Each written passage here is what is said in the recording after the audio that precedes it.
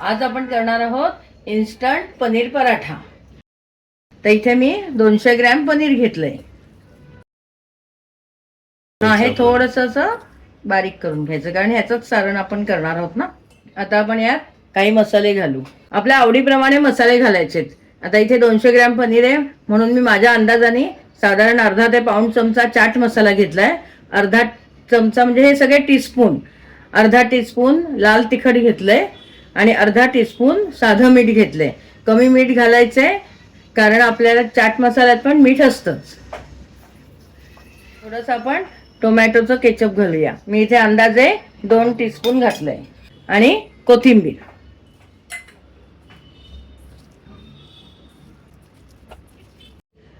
आपलं पनीरचं सारण तयार आहे। यात तुम्ही मीठ आपापल्या अंदाजाने घाला। इथे मी तवा तापत ठेवलाय आणि इथे 2 पोळ्या घेतल्यात। तर आता आपण तव्याला थोडंसं तूप लावूया। त्यावर एक पोळी घातली आहे। अतिशय झटपट होणारी अशी पाककृती आहे।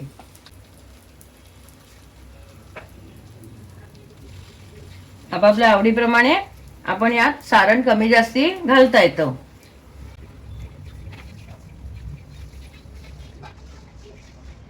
बस झालं का रे?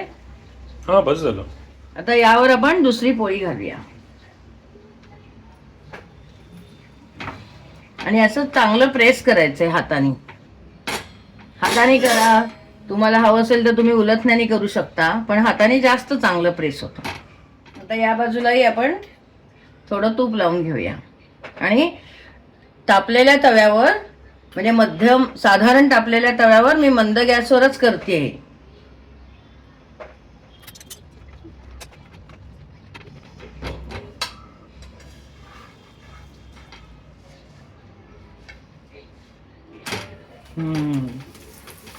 हे छान याचं कव्हर जे आहे म्हणजे या पोळ्या त्या एकदम छान क्रिस्पी होतात।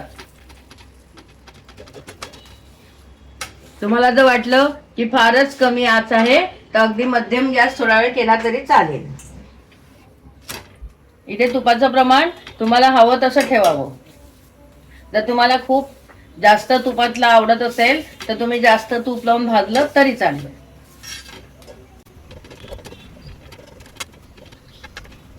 जरी आपण सुरुवातीला हाताने व्यवस्थित दाबून घेतलं असेल तरीही नंतरही उलटण्याने दाबून दाबूनच शेकावं।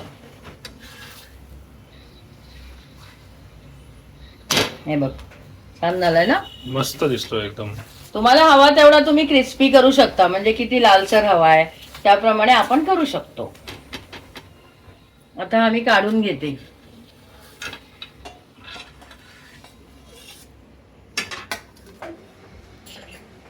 आणि आपण याचे पिझ्झा कटरनी तुकडे करूया।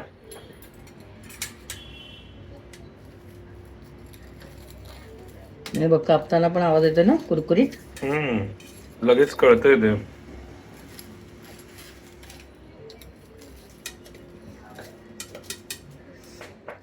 आज माझी नात आली आहे, म्हणजे माझ्या मोठ्या भावाची नात।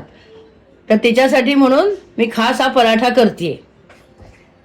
अनन्या ये, अनन्या चव बघ आणि सांग कसं झालंय।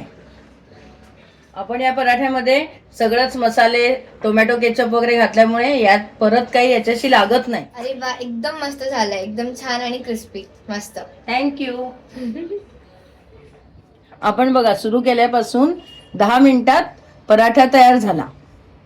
तर तुम्ही कधी पटकन हवा असेल तर अशा पद्धतीने करू शकता। आपण घेतलेल्या सारणात 4 पराठे तर नक्कीच होतील। 4 पराठे म्हणजे 2-2 पोळ्यांचा एक, याप्रमाणे त्याला 8 पोळ्या लागतील।